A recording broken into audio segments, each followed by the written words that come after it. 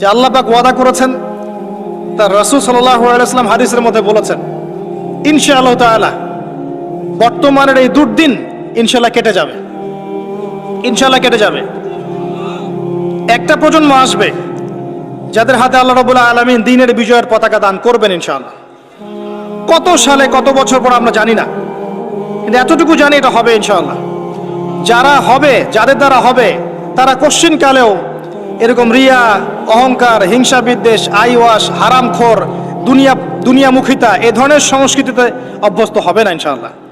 যাদের দ্বারা হবে দেখবেন তারা তাওহীদপন্থী হবে, সুন্নাহপন্থী হবে, হালাল খাবে, ওদের পারিবারিক আদর্শ ঠিক থাকবে, ওদের মাঝে ঐক্য থাকবে এবং নিজের জান মাল সময় শ্রম দিয়ে তারা আল্লাহর পথে কাজ করবে ইনশাআল্লাহ।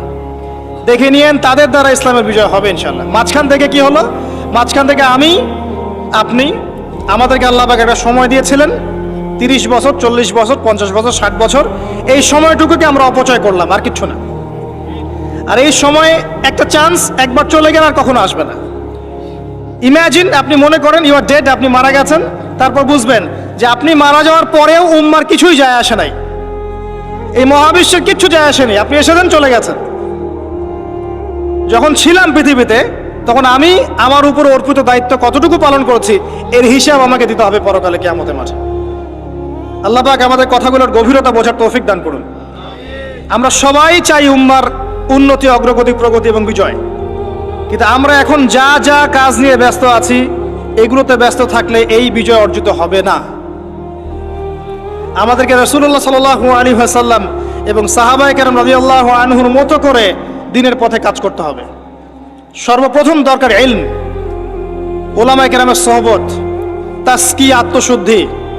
আপনার দরকার ওলামায়ে কেরামের মধ্যে ইউনাইটেড একটা প্ল্যাটফর্ম, একটা যোগ্য নেতৃত্ব, সবাইকে নিজের ভাই মনে করার মানসিকতা, নিজের দেশ, জাতি, উম্মাকে একসাথে নিয়ে এগিয়ে যাওয়া, সবার কল্যাণকামী হওয়া।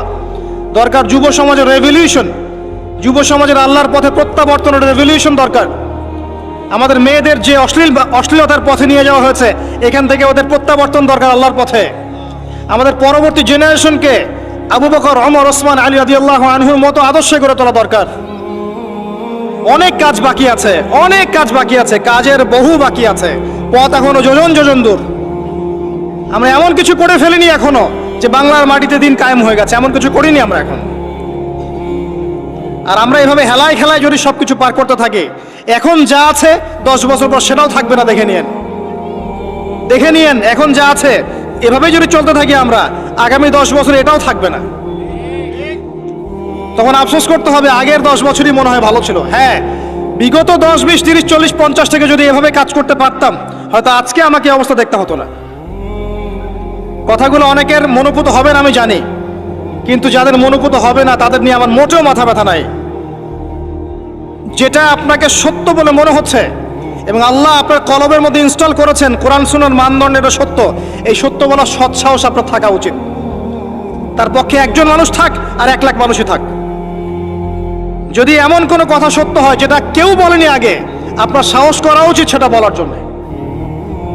আজকে থেকে 6 বছর আগে বলেছিলাম যে পেপার মানি থাকবে না, বলেছিলাম। আগামী 10 বছরের মধ্যে দেখবেন ইনশাআল্লাহ তাআলা, ওয়াল্লাহু আ'লাম বছর কত, আগামী সময়গুলোতে দেখবেন পেপার মানি বলে কিচ্ছু থাকবে না। ডিজিট দিবেন, খালি ডিজিট। তার চেয়ে ডেঞ্জারাস বিষয় হচ্ছে এই ক্রিপ্টোকারেন্সির উপরে গভর্নমেন্টের কোনো নিয়ন্ত্রণ থাকবে না। ক্রিপ্টোকারেন্সির উপরে গভর্নমেন্টের কোনো নিয়ন্ত্রণ থাকে না, এটা আরো ডেঞ্জারাস। এতে করে একটা জাতির সম্পদ লুটে নেওয়া সহজ হয়।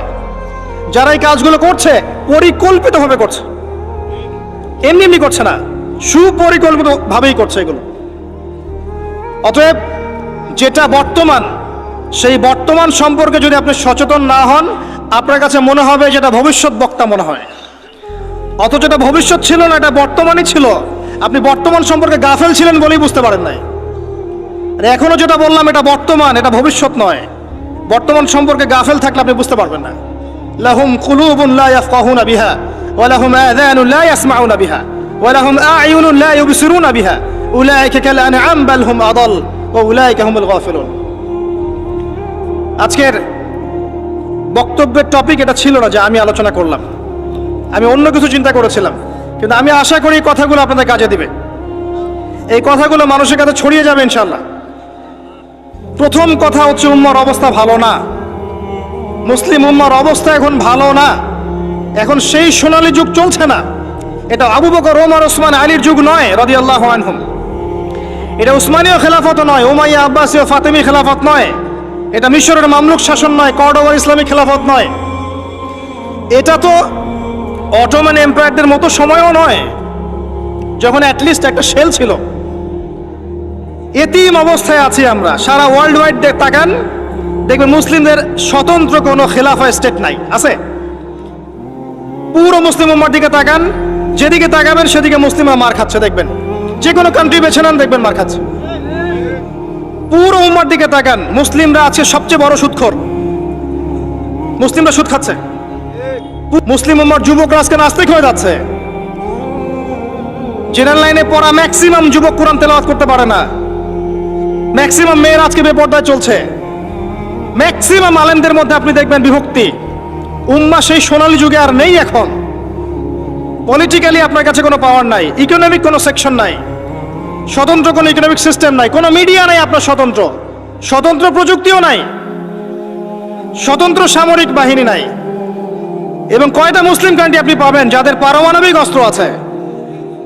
ওভারঅল সারা বিশ্ব জুড়ে আমাদের অবস্থা ভালো না, এটাকে বুঝতে হবে আপনাকে। এরপরে আপনাকে চিন্তা করতে হবে কিভাবে কাজ করা যায় ব্যক্তিগত পর্যায়ে, as a nation, as a উম্মা, as a family, as a organization, কিভাবে আগানো যায়। কোনো ফিকির দেখি না আমি যুবকদের মধ্যে এখন। কয়টা যুবককে আপনি দেখবেন যারা ফিকির করছে? জেনারেল লাইনে পড়া। কাদের মধ্যে ফিকির আছে? যখন আল্লাহ যাদেরকে দায়িত্ব দিয়েছেন তারা ফিকির করে না, আল্লাহ পাক অন্য কওমকে নিয়ে এসে ওদের জায়গায় বসায় দেন। ইয়াস্তাবদিল কওমান গায়রাকুম সুম্মা লা ইয়াকুনু আমসালাকুম, আল্লাহ সূরা মুহাম্মাদের মধ্যে বলেছেন, ইন তানসুরুল্লাহ ইয়ানসুরুকুম, তোমরা আল্লাহকে সাহায্য করলে আল্লাহ সাহায্য করবেন। আমরা যদি আল্লাহ দিনকে সাহায্য না করি, দিন কি এমনি এমনি প্রতিষ্ঠা হবে নাকি? ইন্নাল্লাহা লা ইউগাইয়িরু মা বিকওমিন হাত্তা ইউগাইয়িরু মা বিআনফুসিহিম, যতক্ষণ আল্লাহ পাক ততক্ষণ কোন জাতির অবস্থা পরিবর্তন করেন না যতক্ষণ ওই জাতি তার অবস্থা পরিবর্তনের চেষ্টা করে না। অবস্থা আপনার কাছে ব্যাখ্যা করলাম, উম্মার অবস্থা কি সারা ওয়ার্ল্ডে। এখন আপনি নিজে ব্যক্তিগতভাবে চিন্তা করেন কি করা যায়। অপশন আছে কয়েকটা আপনার সামনে। যেমন করে চলছেন ফিরছেন এভাবেই চলেন ফিরেন। এক সময় হায়াত শেষ হবে, মারা যাবেন, শেষ। এই দুনিয়ার জীবনে ভোগ বিলাস, টাকা পয়সা, বাড়ি গাড়ি সব পাবেন, কোনো সমস্যা নাই। এক সময় হায়াত শেষ হয়ে যাবে, আপনি ডেড, এবং আপনার নাম ইতিহাস থেকে মুছে যাবে। পৃথিবী থেকে এমনভাবে চলে যাবেন যেন পৃথিবীতে কখনো আসেনি নাই। অপশন বি, আপনি নিজে যতটুকু বোঝেন আমল করেন, পরিবারটাকে ইসলামিক আদর্শে গড়ে তোলেন, পরিবার ছাড়া আর কিছু পারেন না, পরিবার নিয়ে পড়ে থাকেন, কোনো সমস্যা নাই, এটা একটা খেদমত। অপশন সি, আল্লাহ পাক আপনাকে আরো বেশি কিছু দিয়েছেন, পলিটিক্যাল পাওয়ার, সোশ্যাল পাওয়ার, উম্মার মধ্যে আপনি আলেম হয়েছেন, আপনার কথা আরো 10, 20, 30 জন মানুষ শোনে, এই মানুষগুলোকে তো দিনের পথে আনতে হবে, এটাও দিনের খেদমত। সবচেয়ে সেরা অপশন হচ্ছে এটাই, নিজে আমল করা, পরিবারকে বাঁচানো, সমাজের মানুষকে সচেতন করা। আল্লাহ পাক যতটুকু সামর্থ্য দিয়েছেন এই সামর্থ্য দিয়ে দিনের খেদমত করতে চেষ্টা করেন। ছোট ছোট খেদমত ইনশাআল্লাহ পরবর্তীতে বড় উপকার নিয়ে আসবে ইনশাআল্লাহ। আল্লাহ পাক আমাদেরকে দিনের জন্য কবুল করুন, আমিন। যাবতীয় লৌকিকতা ত্যাগ করার তৌফিক দান করুন। যাবতীয় রিয়া, অহংকার, হিংসা, বিদ্বেষ, গীবত, তহমত, সমালোচনার সংস্কৃতি বর্জন করার তৌফিক দান করুন। আল্লাহ পাক আমাদের মধ্যে বিভক্তিগুলোকে দূর করে দিন। আল্লাহ পাক আমাদেরকে স্মার্ট মুসলিম হওয়ার তৌফিক দান করুন। আল্লাহ পাক আমাদেরকে বিশ্বের অবস্থা বোঝার তৌফিক দান করুন, উম্মার অবস্থা বোঝার তৌফিক দান করুন, যুগোপযোগী করণীয় ফিক্স করার তৌফিক দান করুন। আল্লাহ পাক আমাদের যুবক ভাইদেরকে হেদায়েত দান করুন, আমাদের যুবতীদেরকে আল্লাহ পাক দিনের পথে ফিরিয়ে নিয়ে আসুন। প্রত্যেক ঘরে ঘরে আল্লাহ পাক ইব্রাহিম তৈরি করে দিন, প্রত্যেক ঘরে ঘরে আল্লাহ পাক ইসমাইলের মতো সন্তান তৈরি করে দিন, প্রত্যেক ঘরে ঘরে আল্লাহ পাক হাজরা, সারার মতো স্ত্রী তৈরি করে দিন, প্রত্যেক ঘরে ঘরে খাদিজা রাদিয়াল্লাহু আনহা তৈরি করে দিন, আয়েশা রাদিয়াল্লাহু আনহা তৈরি করে দিন। আল্লাহ পাক যুব সমাজকে রাসূলুল্লাহ সাল্লাল্লাহু আলাইহি ওয়াসাল্লামের সাহাবীদের মতো কবুল করুন, এবং আগামী এই 50 বছরের যে লড়াই সামনে আসতে যাচ্ছে, আল্লাহ পাক এই লড়াই উম্মাকে যেন বিজয়ী করেন, আল্লাহুম্মা আমিন। উম্মার বিজয় সংগঠিত করানোর জন্য যেরকম ঈমান, আমল, ত্যাগ, মুজাহাদা, দাওয়াত, মেহনতের দরকার, আল্লাহ পাক আমাদের প্রত্যেকের কলবের মধ্যে এই চেতনা নাজিল করে দিন, আল্লাহুম্মা আমিন। মনে হয় একটা দেহ, একটা বডি, চোরাবালিতে ঢুকে গেছে। চোরাবালি বোঝেন? একটা বডি চোরাবালিতে ঢুকে গেছে। প্রথমে ছিল টাকনু পর্যন্ত, যখন টাকনু পর্যন্ত ছিল তখন সে নড়াচড়া করার চেষ্টা করেছে। আশপাশের মানুষরা ওকে বুঝিয়েছে নড়াচড়া করো না, টাকনু পর্যন্ত আছো, হাঁটু পর্যন্ত চলে যাবা। সে নড়াচড়া করা থামিয়ে দিয়েছে। নড়াচড়া না করা সত্ত্বেও একদিন তার হাঁটু ডুবে গেছে। হাঁটু ডুবে যাওয়ার পর আশপাশের মানুষ আবার বুঝিয়েছে খবরটা নড়াচড়া করো না, যদি আর নড়াচড়া করো তোমার উরু পর্যন্ত ডুবে যাবে। সে বেচারা নড়াচড়া করে নাই, দাঁড়িয়ে আছে। নড়াচড়া না করা সত্ত্বেও একদিন তার থাই পর্যন্ত ডুবে গেছে। এভাবে আস্তে আস্তে কোমর, তারপর আস্তে আস্তে বুক, আস্তে আস্তে গলা। আমার কাছে এখন মনে হয় যে গলাটুকু যে বাকি আছে এইটুকু খুব কষ্ট করে উঠতে চেষ্টা করছে। কিছু মানুষ এই গলা সহ বডিটাকে বের করার চেষ্টা করছে, আর আশপাশের ওই মানুষগুলো এখনো বলে যাচ্ছে নড়াচড়া করো না, নড়াচড়া করো না, নড়াচড়া করলে তোমার এই গলাটুকু ডুবে যাবে। এই গলাটুকু একদিন ডুবে যাবে, এমনিতেই ডুবে যাবে। যদি সে প্রথম অবস্থায় নড়াচড়া করতো আর আশপাশের মানুষগুলো সবাই মিলে তাকে হেল্প করতো, আজকে এই বডিটা স্বাধীনভাবে ঘুরতে পারতো ইনশাআল্লাহ তাআলা। আর এই বডিটা হচ্ছে সারা বিশ্বে মুসলিম উম্মাহ। এই বডিটা হচ্ছে সারা বিশ্বে মুসলিম উম্মাহ। জানি না আমার কথা আপনি বুঝতে পারলেন কিনা। বাস্তবতা এমনই, বাস্তবতা এমনই। এখন আপনি চেষ্টা করছেন বের করার নিজেকে, আবারও পুরো দেহটাকে বের করব, পুরো দেহটা আবার স্বাধীনভাবে হাঁটবে ইনশাআল্লাহ। কিন্তু আশপাশের মানুষ বলবে নড়াচড়া করো না, নড়াচড়া করো না, যতটুকু আছে এতটুকু ডুবে যাও। এরা শুরু থেকে এই কথাই বলে এসেছিল, আজ পর্যন্ত এই কথাই বলে যাচ্ছে। বডি আস্তে আস্তে টাকনু, হাঁটু, কোমর, বুক, গলা পর্যন্ত ডুবে গেছে। পুরো বিশ্বের দিকে আপনি তাকিয়ে দেখেন, মুসলিম উম্মার এর চেয়ে বেস্ট এক্সাম্পল আমার কাছে জানা নাই এখন। তবে ইনশাআল্লাহ এই দিন থাকবে না। ইনশাআল্লাহ তাআলা আল্লাহ পাক অচিরেই এমন প্রজন্ম নিয়ে আসবেন যারা পুরো গলা সহ বডিটাকে টেনে বের করবে ইনশাআল্লাহ। এখন আমরা যা করছি এগুলো করতে থাকলে কখনো এই কাজ সম্ভব হবে না। প্রথম যে কাজটা দরকার, প্রিয় ভাইরা, আমার কথায় মন খারাপ করবেন না, প্রথম যে কাজটা দরকার সেটা হচ্ছে তাওহীদ, আল্লাহ পাকের একত্ববাদ। এই তাওহীদের সাথে কোনো কিছুর শরীক করা যাবে না, টোটালি খালেস তাওহীদ লাগবে। এবং নবীর সুন্নাহ সাল্লাল্লাহু আলাইহি ওয়াসাল্লাম, তাওহীদ এবং সুন্নাহর সাথে কোনো আপোষ করা যাবে না। এরপর দরকার আপনার আদর্শ পরিবার এবং হালাল রিজিক। এরপর দরকার আপনার উম্মার মধ্যে ঐক্য এবং ওলামায়ে কেরামের কাছে গিয়ে দ্বারস্থ হয়ে তাদেরকে রিকোয়েস্ট করা যে আপনারা ঐক্যবদ্ধ হন আল্লাহর ওয়াস্তে। আর কবে ঐক্যবদ্ধ হবেন? কবে ঐক্যবদ্ধ হবেন? আপনাদের দিকে সবাই তাকিয়ে আছে, কেউ আমার দিকে তাকিয়ে নাই, কেউ আপনার দিকে তাকিয়ে নাই। উম্মাহ তাকিয়ে থাকে ওলামায়ে কেরামের দিকে যে আপনারা ঐক্যবদ্ধ হবেন এবং সবাইকে নেতৃত্ব দিবেন। জনগণ, আমাদের মতো আম জনগণ কখনো নেতৃত্ব দেওয়ার যোগ্যতা অর্জন করতে পারে না। যাদের যোগ্যতা আছে তাদেরকেই ঐক্যবদ্ধ হতে হয় এবং এগিয়ে নিতে হয় উম্মাহকে। এখানে ঐক্যের দরকার আছে, এই জায়গায় কাজ করা দরকার, লিবারাল প্ল্যাটফর্ম দরকার। সারা জীবন যদি একজন আরেকজনের বিরুদ্ধে একটার পর একটা সিরিয়াল পর্ব করতেই থাকে, কোনো দিনও উম্মার মাঝে ঐক্য হবে না। আপনি অনলাইনে ঢুকলেই দেখবেন একজন আরেকজনের এগেনস্টে, আরেকজনের এগেনস্টে।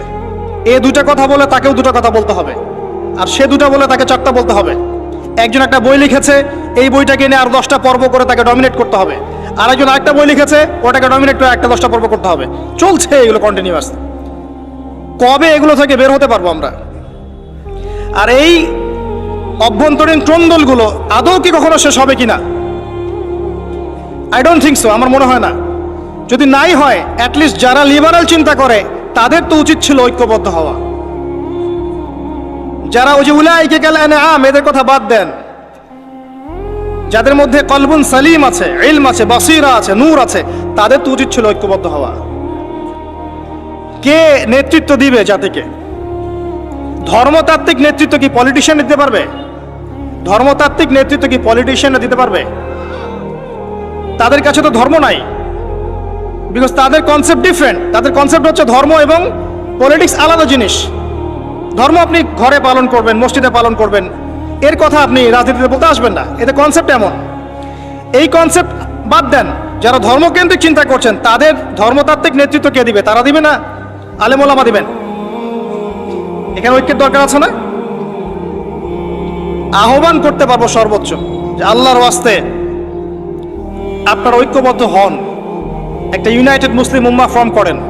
আগামী দিনের তরুণ প্রজন্ম এবং পরবর্তী জেনারেশন, আমাদের মা বোনরা, তরুণীরা সবাই তাকিয়ে আছে ওলামায়ে কেরামের দিকে, সবাই তাকিয়ে আছে। আমরা কনস্ট্রাকটিভ কাজের কথা বলছি। ইলম অর্জন আপনার কনস্ট্রাকটিভ কাজ, পড়াশোনা করতে হবে, ওলামায়ে কেরামের সোহবতে যেতে হবে, এটা একটা কনস্ট্রাকটিভ কাজ। যে যেখানে আছে সেখান থেকেই দিনের প্রচার প্রসার প্রতিষ্ঠার জন্য কাজ করতে হবে, এটা কনস্ট্রাকটিভ কাজ। দেশের সরকার, প্রশাসন, জনগণ, ওলামায়ে কেরাম সবাই মিলে একটা বডি, একটা উম্মাহ, একটা দেহ সবাই। এখানে কেউ কাউকে শত্রু মনে করা যাবে না। কয়েকটা শ্রেণী থাকে, জনগণ থাকে, ওলামায়ে কেরাম শ্রেণী থাকে, প্রশাসন থাকে, সরকার থাকে, সবাই মিলে একটা দেশ, একটা জাতি হয়। সবাই একে অপরের বন্ধু, কেউ কারো শত্রু নয়। এটা বোঝাতে পারা যাচ্ছে না। সবাই একটা দেহের মতো, একটা জায়গায় আঘাত পেলে অন্য জায়গায় আঘাতের ব্যথা অনুভব করতে হবে। কনস্ট্রাকটিভ কাজে আসেন, জাতিকে ঐক্যবদ্ধ করেন, বিভক্ত সৃষ্টি করেন না। একে অপরের সাথে গীবত, তহমত, হিংসা, বিদ্বেষ, কাদা ছড়াছড়ি, অহংকার, রিয়া এবং সমালোচনার সংস্কৃতি ত্যাগ করেন। আল্লাহর জমিনে আল্লাহর দিনটা প্রতিষ্ঠার চেষ্টা করেন। এই কথাগুলো আজ থেকে 10-20 বছর পরে গিয়ে আপনারা বুঝতে পারবেন ইনশাআল্লাহ। তো অপেক্ষা করতে থাকেন। সময় যেভাবে পরিবর্তন হচ্ছে, আজকে থেকে 10টা এবং 20টা বছর যেতে দেন, তারপর দেখবেন অবস্থা কেমন হয়। তবে আমরা এতটুকু বিশ্বাস করি,